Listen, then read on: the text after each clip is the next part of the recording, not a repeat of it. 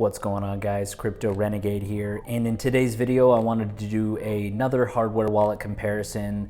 I'm going to try to keep this one relatively brief because these are both similar in a lot of ways. These are both air-gapped hardware wallets, but obviously, as you can tell, there are some key differences.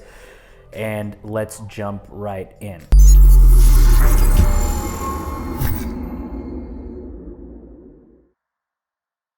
All right, guys, welcome back. So again, today I wanted to do a comparison of cryptocurrency hardware wallets. I have the NGrave Zero on my left. This is a premium and a high-end wallet. And on my right, we have the original Safepal S1 hardware wallet. Now, before I jump into the content, I just want to reiterate my new website, bitcoinlockup.com. New exclusive content, completely redesigned and optimized for video, and you can find all my free ebooks and free resources there as well in the header, and just wanted to point that out. So as you know, I typically have a formula. If you've seen any of my previous videos, I have a formula of how I compare these wallets when I look at it in terms of making a hardware wallet purchasing decision. I cover three main categories that help me decide which hardware wallet that I typically choose. Number one, I look at the design, security, form factor, and also include into that the overall user experience. Is it easy to use? Is it difficult to use? And so on.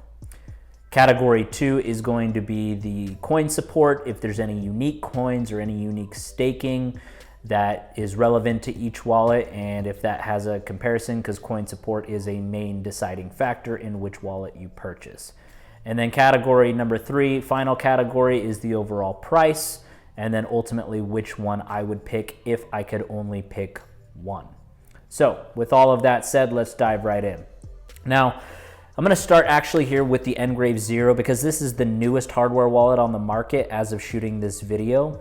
And as far as the design and the security and the form factor, again, as I mentioned, these are both air-gapped hardware wallets. What that means is that there's no Wi-Fi, no NFC, no Bluetooth, no wireless connection whatsoever. So when these are completely used as far as transmission, they utilize a mobile app, whether it be an iOS or Android app, for managing and sending and receiving QR codes. But again, these do use cameras and QR codes on both devices to send and receive crypto. Again, completely air-gapped with no intermediary or no wireless connection whatsoever, which makes it very secure, and it also makes it very unique. To that end, let's cover some of the basics here on the design and security for the NGrave Zero. So on the bottom here, first thing I'll say is there's a rubber stopper here. This is a USB-C port. This is purely used just for charging the device. That's it, because you do not need to use a desktop application or anything connected to a computer. Any standard USB-C port will allow you to charge the device, and it also enables fast charging. If we flip it around and go here, we have only one mechanical button on the device. This is obviously for powering on and off the device. And then moving it all the way to the back here, we have the logo, obviously. And then here we have a camera. This is for QR code signing, for transactions and for scanning. And then this right here is your fingerprint sensor and authenticator.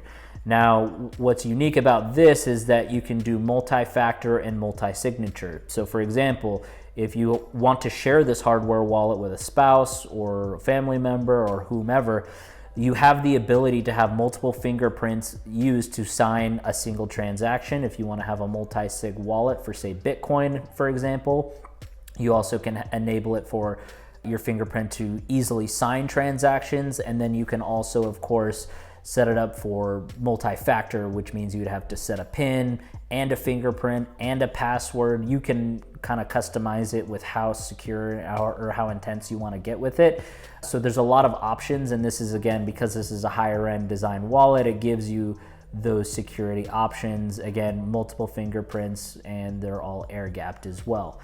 This also does boast the world's only EAL7 Plus security element chip. This is the highest security chip that you can get in a hardware wallet, period. And obviously you can see here, here's the camera where you can scan the QR codes. We'll cover coin support in a minute, but one of the other things I wanted to point out is that when you actually initialize and set up this device, it comes with a 64-character hexadecimal private key. as opposed to most hardware wallets give you a 12 to 24 word recovery seed phrase as your backup. This gives you that direct private key, but you have an option in here to come and derive to get your 24 word recovery seed phrase. You can also set up hidden accounts for, $5 wrench attacks, which I'll cover in a future video, multiple passphrases and passwords and custom passwords and formulas if you want to make it even more complex and more secure. So you have a lot of different security options with this device, and I'm actually really excited. I would honestly say this is probably my favorite hardware wallet so far as the new and the premium high-end hardware wallets go. So that's an overview of the design, security, and form factor for the new NGrave Zero. Now, the Safepal S1's been around for a couple of years, and if you saw in one of my recent videos, I did mention that there is shortly going to be coming out an Safepal S2, either near the end of 2022 or early 2023. But this is more of an entry-level device. The current, and we'll get into the pricing later, but this is currently in line in terms of the tier or the quality of like a Ledger Nano S or a Trezor One or a Keep Key, something along those lines. So it is in some ways kind of like comparing apples to oranges, but they're very similar in terms of their security models. Again, they're both air-gapped. They both use QR code for transmission. Now, as you can see, there's a sort of a square screen in the middle here. You have a directional D-pad. The thing that I really don't like is there's a one OK button in the middle, and the D-pad is, even with someone who has smaller hands like me, it's kind of difficult to kind of navigate it. There is obviously one mechanical button on the side here. This is for obviously activating and turning on the device. And then here you have a USB charger, and on the back here you have a camera for scanning QR codes. Now this is a relatively cheap plastic device. This is more premium and higher quality materials. But again, this is meant for sort of an entry level. You can see there's a scan, so you can see there's a camera here for scanning the QR codes and for sending and receiving. And then, you can add different coins through asset management. There is no multi-sig or there is no extra security features. This is sort of just your main entry level air-gapped device. Again, just used for signing and sending transactions, and it will generate a QR code on screen. So you can set a PIN also if you want, sleep timer and such. But what I will say is that on the actual little screen here, for example, if I want to receive Bitcoin, I just click the receive button and it will generate a QR code and a full address here. So that is really nice that I can send Bitcoin directly to the device. Same thing that I can do here. So obviously they both have the option for me to scan the QR code. And from a user experience perspective, it makes a huge difference, right? Because not only can you see the full wallet address, but scanning the QR code transcodes it and translates it automatically for you so that you don't make a mistake and that you don't mess up. So that's sort of a key component here. And if you press it again, as you can see, it even gets larger. So depending on if you need it to be filling out the whole screen or not, you can kind of customize it that way and kind of go from there. So pretty straightforward. Again, this is the overall security. Now this is, again, an EAL5 plus security element chip, so it doesn't quite match the security standards of the NGrave Zero, but this still has a security element chip of an EAL5 plus, same as you would get in, say, a Ledger Nano S. So just wanted to point that out, that in terms of security, this one is obviously better, but they're both being air-gapped is still a huge plus over some of the wired options and some of the other Bluetooth options. So since I'm holding the Safepal here, I will talk about the next category too, which is the coin support. Now, I gotta hand it to Safepal here. Right now, they're adding coins like crazy. They have a pretty good development team. I will say that this is a Binance-backed company. So if you're familiar with the Binance exchange, this is made in China. Some people don't like that and take whether the device is made in China into consideration when making their purchasing decision. So I'll just say before I get to the coin support, this is a Belgium. This is made in Brussels, Belgium, and manufactured there. So this is, I guess, a European based device, and this is a Chinese-based device. Take that as you will. Again, that's really just personal preference, and some people are more paranoid than others, and some people simply just like the fact, for example, that this is made and not manufactured in China due to CCP and other reasons. So I will say that. In terms of the coin support, this used to have very limited coin support. When I first set this up, it only had Bitcoin, Ethereum, and BNB, which is Binance Coin. And since then, they've added on over 10 different blockchains. So you have all ERC20 tokens. It has Solana tokens, AVAX tokens. You're even going to have stable coins on each blockchain, including Tether, Tron, and all of its tokens. You're going to get Polkadot. You're going to get Kusama. Honestly, I would say for an entry-level device, Safepal has one of the best coin supports that you can possibly get in terms of the availability of different coins and tokens and blockchain compatibility. I will also say that in terms of NFTs, Safepal is allowing you to store NFTs on the device, and this is probably my #1 NFT device as it currently stands, but there are going to be some new ones that are more dedicated for NFTs that are going to be a lot more advanced and secure and updated. But for now, this is still a very good option in terms of that. So hopefully that covers the grounds of coin support. You can always check the links down in the description below for not only the best prices, but always the most up-to-date and accurate coin support of whenever you're watching this video in the future. Now, coin support on the NGrave Zero, the one disclaimer I will give here is that this is a brand new device with the very first firmware version, so the coin support is limited as compared to Safepal that's been out for a couple of years. Now, having said that, this does actually have a pretty generous coin support. As you can see, this is a full touchscreen display. You have your Bitcoin, your Ethereum, plus all ERC20 tokens, so that there's obviously thousands of coins there. You have native app for Dogecoin. For me, I kind of customize. I put Chainlink, Ocean Protocol, iExec. You have native apps for Bitcoin Cash, Zcash. You have stable coins for USDC, USDT, and DAI.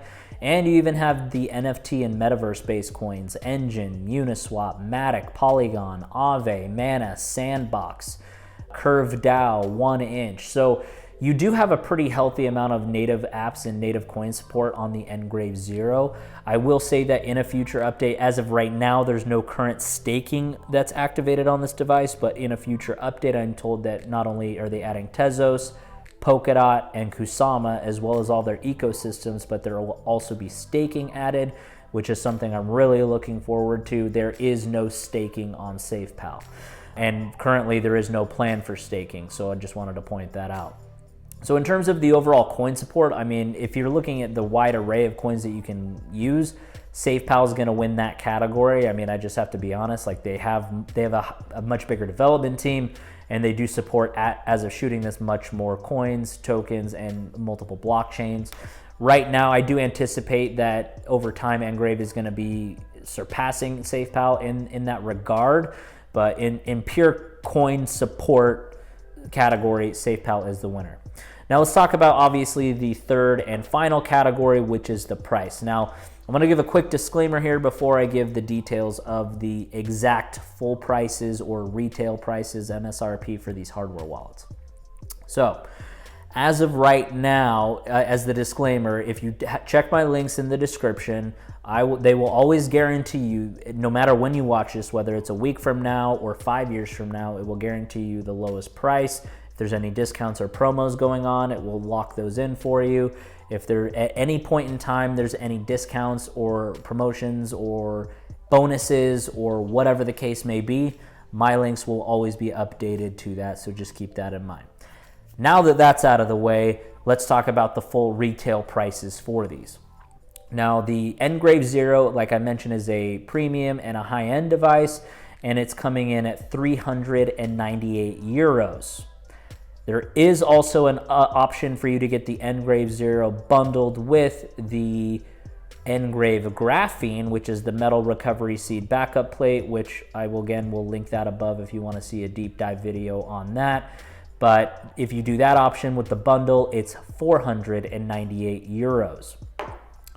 Now, as of shooting this video, the full retail price for the Safepal S1 is $99.99. However, it is currently listed on sale for $49.99. It actually used to be $39.99, but again, inflation, chip shortages, all sorts of things have caused the prices to go up. But even on the current sale price of $49, this is a pretty good deal, especially with everything that you get with it. Again, if you're hesitant about Chinese-made devices, obviously you don't want to go this route. If you really do care about where it's manufactured and where it's made, you'll definitely want to consider using the NGrave Zero. Now, with all of that said, if I could only pick one, and I was in the hardware wallet market, they both have similar security models. They're both mobile-only devices, which I like. I'm not tethered to a computer like I am with a Ledger Nano S or a Trezor One. Honestly, I've used both of these several times. I picked the NGrave Zero, and the reason for that is not obviously just because it's higher quality and it's made in Belgium. This has a full touchscreen display. It's easier to navigate than the tiny D-pad. This is sort of a cheap plastic kind of material. When you hold it, there's a very clear difference that this is made with real quality materials. This again also has the security element chip and the biometric. And this will have support for staking coins in the future, whereas it's already been confirmed by Safepal that they're not looking to add staking support to the Safepal, at least not right now. Obviously, anything can change in the future. So for those reasons, I pick, honestly, the NGrave Zero. But again, that's just my personal preference based on user experience, based on how the setup flow is, the security, you know, sending, receiving, all factors considered for someone like me that actually uses hardware wallets on a regular basis. So I'm gonna go ahead and leave it here right there. If you have any questions, comments, or concerns about either of these devices, please leave them down below in the comments section, and I'll do my best to answer it for you. And then also, if you're new to hardware wallets, click on the screen, maybe in the top right corner, maybe in the middle, I don't know where it goes, but click on the video here where I do my full unbox deep dive review on the brand new NGrave Zero hardware wallet if you want more information on that. I'm gonna go ahead and wrap this up here and see you guys in that next video. Crypto Renegade out.